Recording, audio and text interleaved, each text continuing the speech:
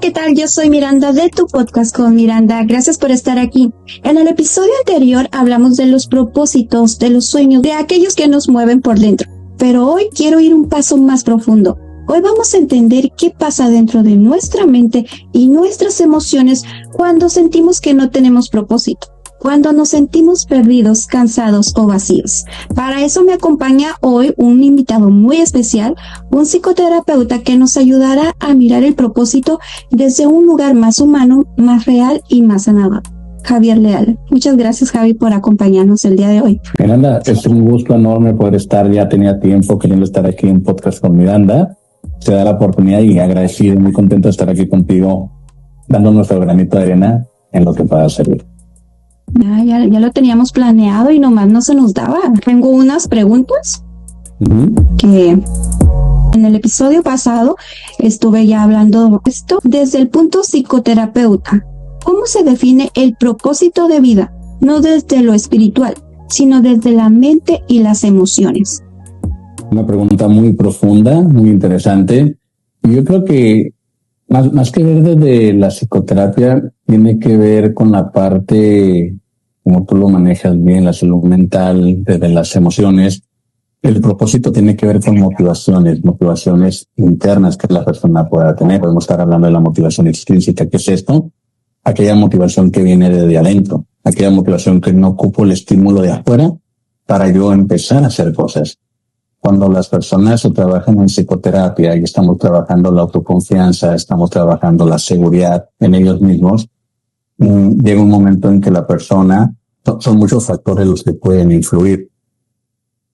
Punto principal, podemos hablar desde el campo bioquímico cerebral. Si la persona tiene una descompensación en cuestión de neurotransmisor, y estamos hablando de una posible depresión o ansiedad, la persona no se va a sentir motivada y por lo tanto si no se siente motivada no va a continuar proyectos de vida o lo podría dejar interrumpidas.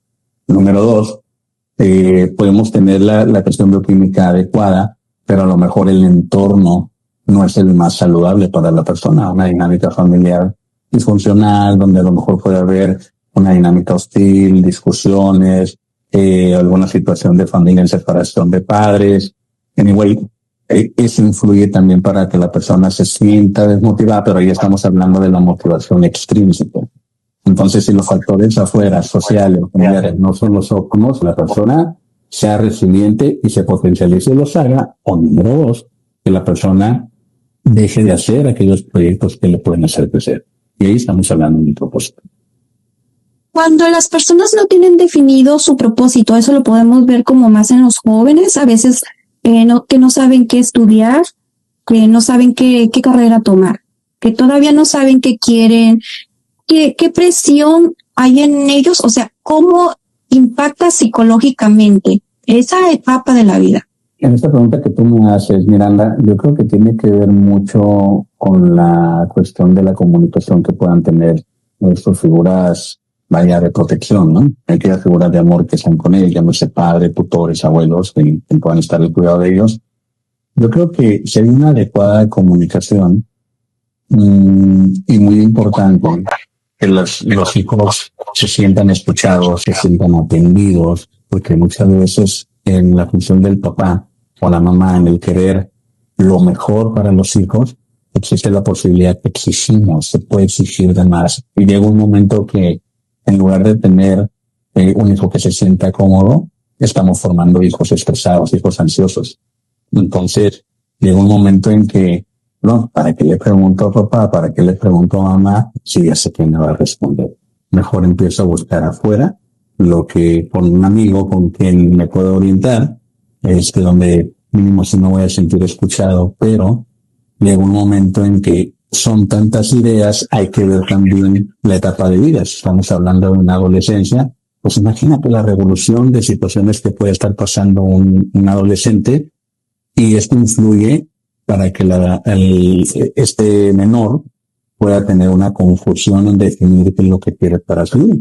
Entonces yo creo cuando toco el punto principal de la comunicación no es hablar, sino saber escuchar. Entonces si un hijo se comienza a sentir escuchado, se empieza a sentir que lo que él dice vale, es considerado, lo toman en cuenta, entonces ese hijo va a aprender a escuchar. Y entonces ahí es donde él puede definir qué es lo que quiere para su vida en el campo profesional. ¿Qué es lo que quiero? ¿Sabes qué, papá? Quiero prepararme una carrera técnica y me quiero ser un soldador, pero quiero poner un negocio de soldadura y me quiero ir a tal estado a trabajar porque puedo hacer un negocio o quiero ser mi propia empresa. Ah, qué padre. Ah, ¿sabes qué, papá? Quiero ser un futbolista, un deportista, un atleta y me quiero estudiar a la universidad. ¿Sabes qué, papá? Quiero hacer esto, otro. Entonces, si el papá o la mamá se siente, el hijo se siente escuchado con ellos, orientado, aceptado, entonces las posibilidades de que sepa qué es lo que quiere son altas.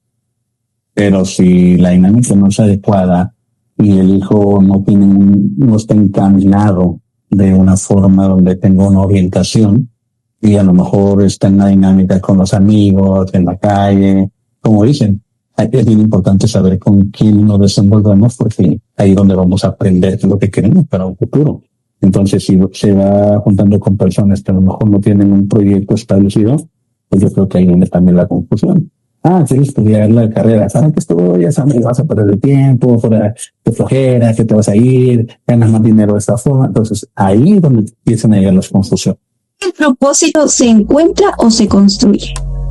Yo creo que tiene que ver de una forma integral, Miranda, porque como mencionaba en la pregunta inicial, es bien importante considerar los factores motivacionales. Punto número 1.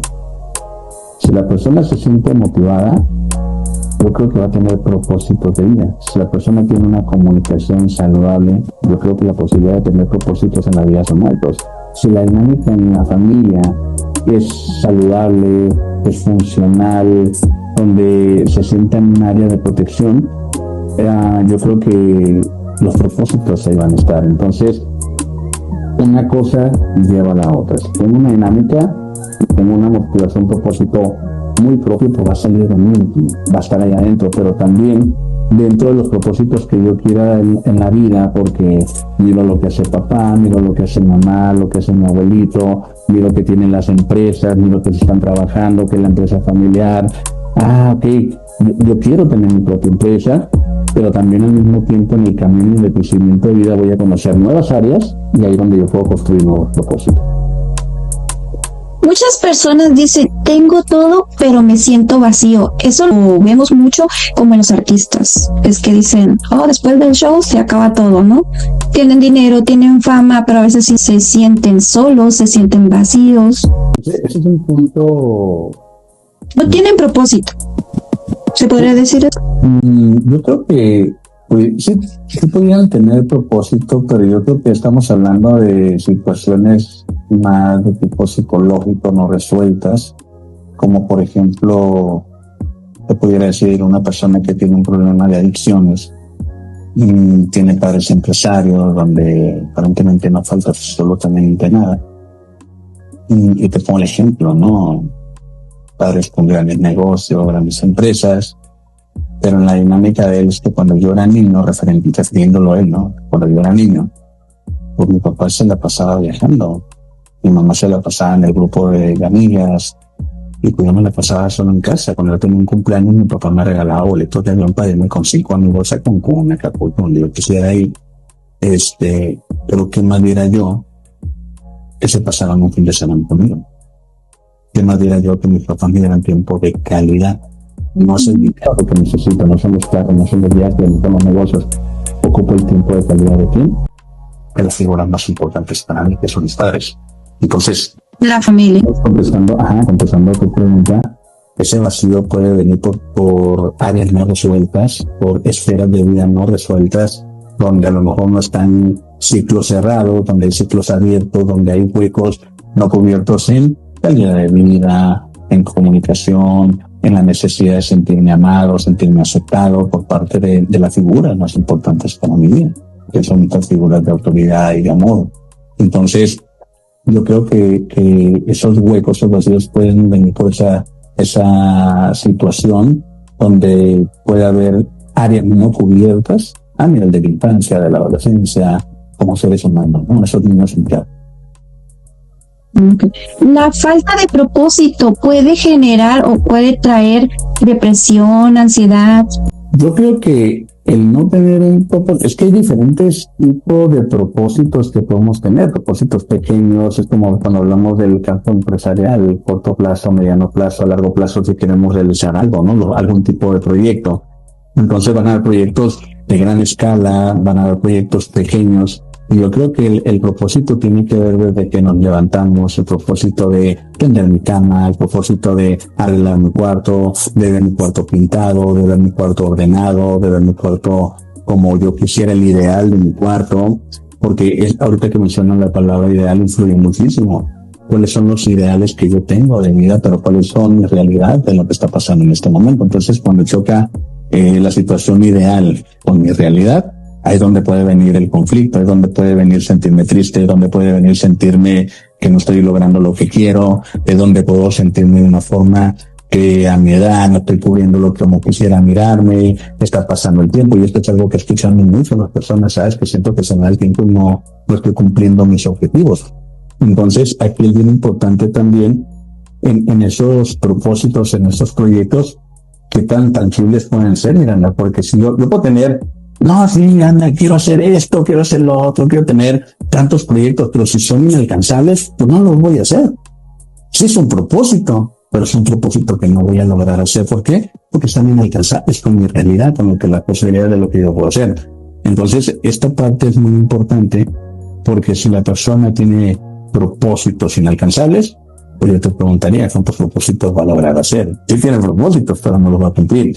Si la persona dice, ok, yo le doy un sentido a mis propósitos, desde los propósitos en el corto plazo que sí puedo hacer desde mi casa, desde mis carros, desde mis estudios, y de ahí ir creciendo los propósitos de vida. Es que yo quiero tener un carro, yo quiero tener una casa, yo quiero comprar una segunda casa, yo quiero trabajar en tal oficina, quiero abrir mi propia empresa, quiero viajar a Europa, si te fijas, la escala de los propósitos están creciendo.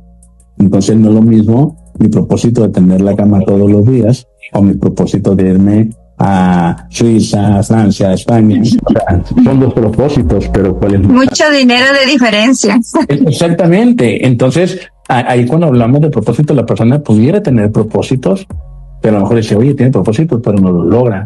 Claro, hay que analizar qué tan objetivos o qué tan subjetivos pueden ser esos propósitos en su dinámica de vida. Las heridas de la infancia, una infancia difícil.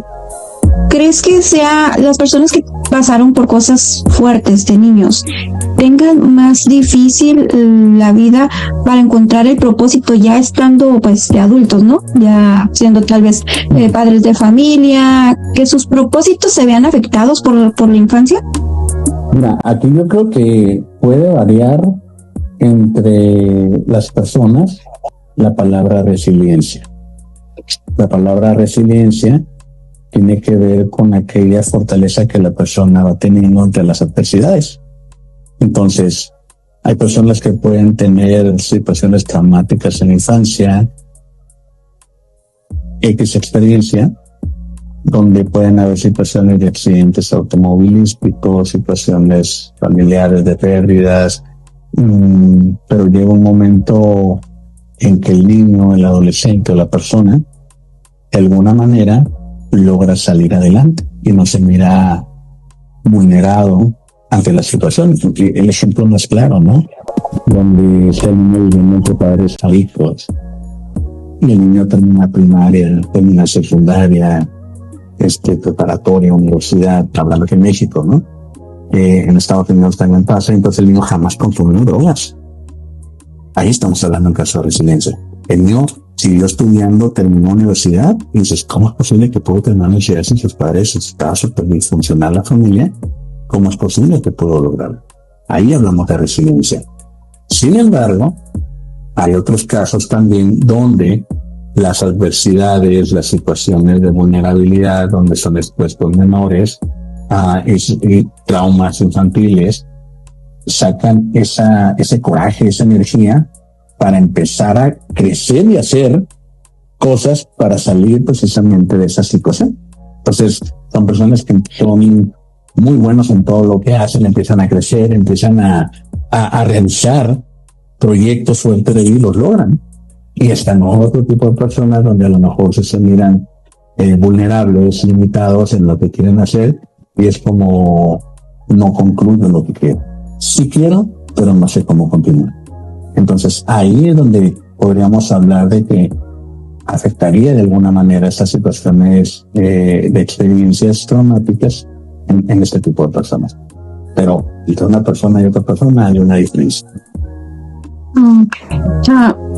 Como última pregunta, ¿cómo afecta emocionalmente a una persona cuando va persiguiendo propósitos que no son suyos, que son impuestos? A veces los padres quieren que los hijos hagan cosas, son propósitos que tal vez no cumplieron los padres. ¿Cómo afecta a un joven ese tipo de propósitos impuestos? Una situación, y te hablo de comentarios que hacen las mismas personas que han vivido ese tipo de experiencias. Lógicamente hablamos de un enojo. Cuando la persona es consciente que no quiere y que se le impuso, pues lógicamente hablas de una persona con frustración. Hablas de una persona que está haciendo lo que no desea y lo dice abiertamente. Es que yo no quiero, pero mi papá quiere que estudie y él me está pagando la escuela. Entonces, hay otras situaciones donde la misma persona dice, es que yo quiero ser de tal profesión porque toda mi familia es y los despachos los tenemos, entonces yo quiero ser un abogado más, un doctor más.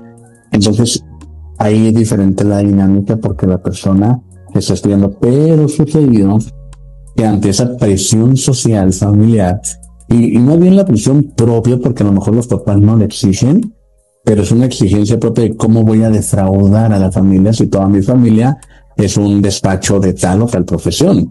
Llámese arquitectos, ingenieros, abogados, médicos, anyway.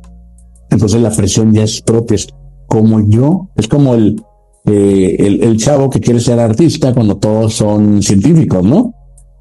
¿Cómo, bro? ¿Cómo quieres ser pintor? ¿Cómo quieres ser esto cuando todos te estamos dejando este legado de trabajo? ¿Cómo es posible?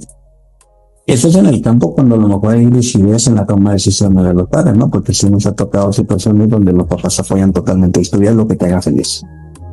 Estudia, busca tu sueño, ¿no? Y si estás padre. Sin embargo, también está la otra situación donde, y no es juzgar, porque a fin de cuentas los papás lo hacen como una forma de amor donde te estamos dejando todo esto para que no batalles. Nada más que lo que no se alcanza a comprender es como sí, pero no me gusta, ¿no? Entonces, son varios puntos de vista que pueden influir, pero yo creo que lo que las personas que han mencionado este tipo de situaciones la tienen que ver más relacionado con la frustración. Son personas que se sienten frustradas al estar realizando algo que no les agrada. Hay personas que terminan tu carrera y van y dicen, toma papá, toma, aquí está tu título, ya te cumplí, déjame hacer lo que yo quiera. Entonces cambian la dinámica. Pero imagínate, son tantos años de vida invertidos en algo que no quiero. ¿Qué mensaje te gustaría dejarles a las personas que nos escuchan para finalizar? Primeramente, muy agradecido por la invitación, Miranda. Yo creo que son temas muy fructíferos, muy constructivos, temas que nos pueden dejar una reflexión, un aprendizaje, donde lo más bonito y lo más importante es cómo llevar toda esta información a la práctica diaria, darnos cuenta que los niños es lo principal, es lo más maravilloso que tenemos ahorita y son el futuro del mañana.